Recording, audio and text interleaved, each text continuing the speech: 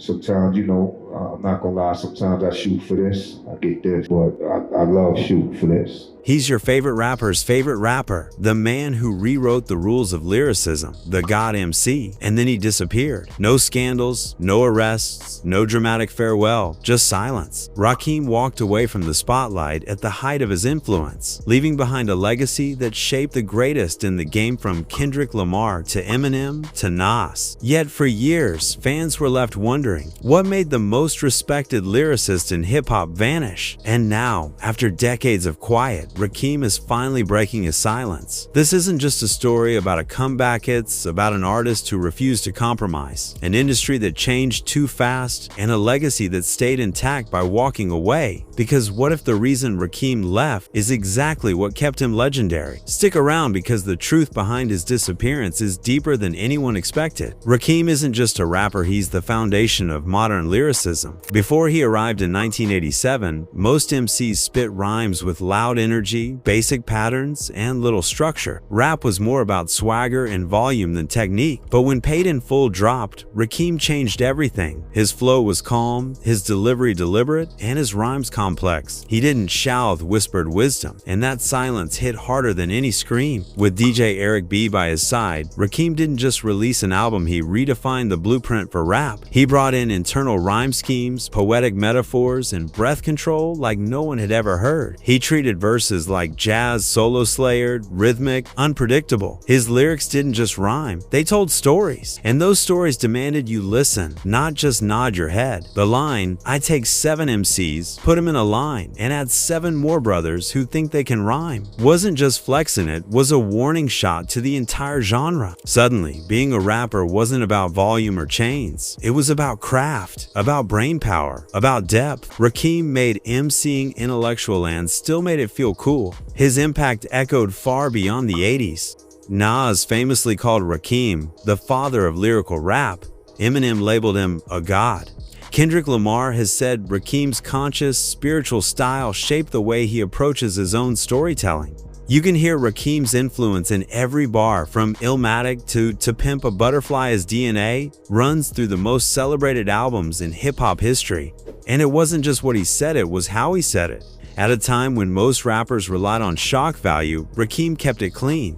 Paid in Full had virtually no profanity. He didn't need to curse to be hard. He let the lyricism do the lifting. He wasn't preaching, but he was elevating. He didn't chase the crowd, he made the crowd rise to him. Even music critics had to take notice.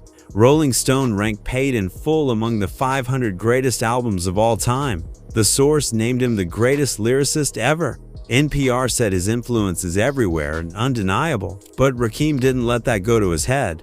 While other rappers chased charts and endorsements, Rakim remained focused on substance. He wasn't here for the fame, he was here for the message.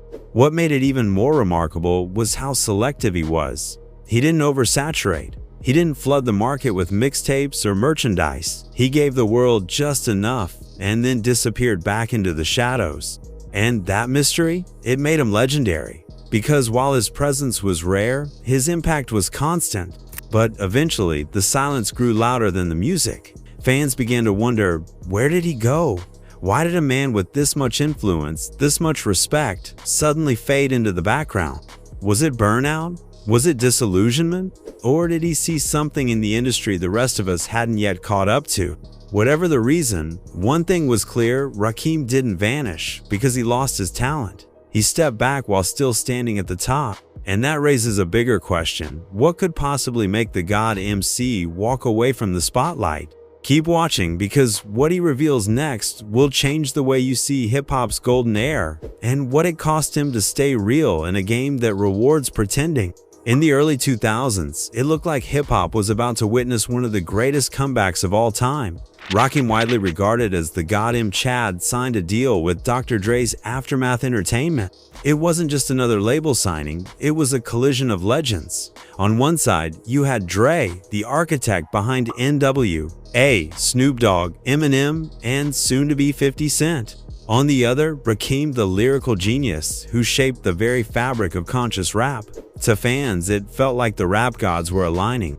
The buzz was instant and overwhelming.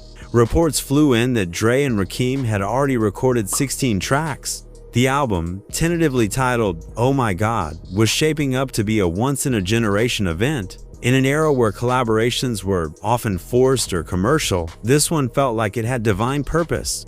People expected an instant classic, a masterpiece, blending Dre's sonic perfection with Rakim's cerebral rhyme. At the 2002 BET Awards, Rakim appeared on stage alongside Baby from Cash Money Records and declared that his long-awaited album would be in stores by the end of summer. That moment sent shockwaves through the culture. For older fans, it was redemption. For younger ones, it was a chance to see a legend return and take his rightful place at the top. But then, nothing. Summer passed. Fall came. The album didn't drop. No singles, no updates, no rollout, just silence. Confusion turned to concern. Whispers started. Had Dre and Rakim fallen out? Was the album scrapped? Did creative sparks fizzle out? Fans who had waited a decade for Rakim's solo return were left in limbo. Hip-hop blogs speculated.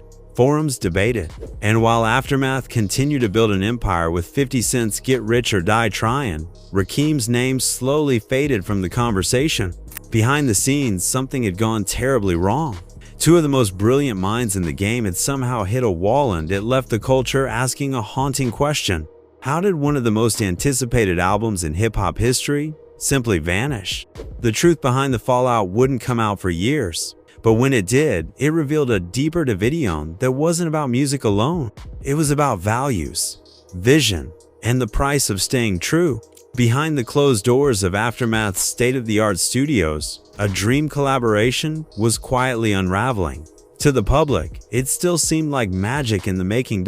Dre, the mastermind of gangster rap's commercial reign, and Rakim, the lyrical sage who elevated rhyme into high art. But the reality was far more complicated. The tension wasn't loud, it was subtle, creative, philosophical, and ultimately, irreversible. Rakim would later open up in a candid interview with journalist Toure, finally shedding light on what really happened during those sessions. According to him, the root issue wasn't money, ego, or promotion. It was creative control. Dr. Dre had a formula that worked. A formula that had turned street narratives into platinum records. He wanted Rakim to follow that template, hard-hitting beats, gritty realism, brash hooks. That was the Aftermath sound. That was what sold. But Rakim had evolved. He wasn't the same man who dropped Paid in Full. He wasn't interested in flexing, threats, or glorifying violence. What he wanted to create was something timeless, elevated, clean, music that your little sister could ride to and your grandmother could respect. Rakim described the studio dynamic as exhausting. Every beat Dre would play came with the same prompt. Yo, talk that tea on this one. Rakim, growing more frustrated, finally snapped. That's what you say on every track, bruh. Why I gotta beef with everybody? It wasn't just about words, it was about purpose. Dre saw formulaic aggression. Rakim saw opportunity for reflection and growth. And when two titans have opposing visions, the middle ground becomes a battlefield of silence. Eventually, Rakim made a decision that would shock the industry. He walked away, not in a blaze of drama, not with a diss track or a press conference. Quietly, he packed up, declined to board a flight, and took a bus back home to New York. No entourage, no cameras, just him, his notebook, and hours of reflection. That cross-country ride was more than a physical journey, it was Rakim reclaiming his soul. And in a world obsessed with exposure, that kind of exit spoke volume. The Aftermath deal was supposed to be his reintroduction. Instead, it became his quiet rebellion, not against tribute, against compromise. Rakim didn't just leave a label, he left behind a path to fame that required him to become something he wasn't. Behind the closed doors of Aftermath's state-of-the-art studios, a dream collaboration was quietly unraveling. To the public, it still seemed like magic in the making. Dr. Dre, the mastermind of gangster rap's commercial reign, and Rakim, the lyrical sage who elevated rhyme into high art. But the reality was far more complicated. The tension wasn't loud, it was subtle, creative, philosophical, and ultimately, irreversible. Rakim would later open up in a candid interview with journalist Toure, finally shedding light on what really happened during those sessions. According to him, the root issue wasn't money, ego, or promotion. It was creative control. Dr. Dre had a formula that worked, a formula that had turned street narratives into platinum records. He wanted Rakim to follow that template hard-hitting beats, gritty realism, brash hooks. That was the aftermath sound. That was what sold. But Rakim had evolved. He wasn't the same man who dropped paid in full. He wasn't interested in flexing, threats, or glorifying violence. What he wanted to create was something timeless, elevated, clean, music that your little sister could ride to and your grandmother could respect. Rakim described the studio dynamic as exhausting. Every beat Dre would play came with the same prompt. "Yo, talk that on this one." Rakim, growing more frustrated, finally snapped. "That's what you say on every track, bruh. Why I gotta beef with everybody?" It wasn't just about words, it was about purpose. Dre saw formulaic aggression. Rakim saw opportunity for reflection and growth. And when two titans have opposing visions, the middle ground becomes a battlefield of silence.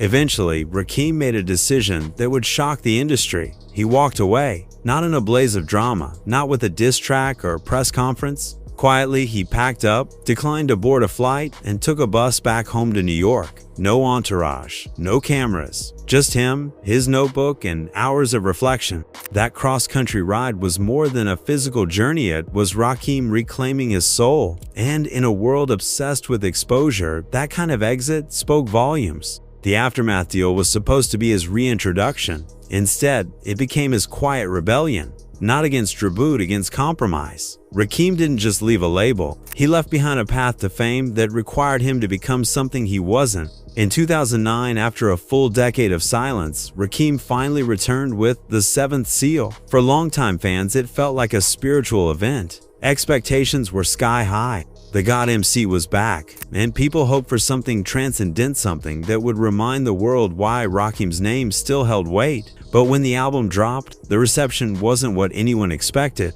It debuted at number 61 on the Billboard 200 and sold just 12,000 copies in its first week. For someone of Rakim's stature, those numbers were jarring. Critics were divided. Some said the production felt outdated, lacking the modern punch of the era's mainstream hits. Others felt Rakim's tone was too heavy, too serious for a generation raised on party anthems and auto-tuned hooks. But Rakim didn't flinch. In interviews, he stood firm in his intent. He didn't come back to chase trends or blend in, he came to speak. "I wanted to do a conscious album," he explained. "There's zero conscious in the hood right now, zero conscious in hip-hop right now."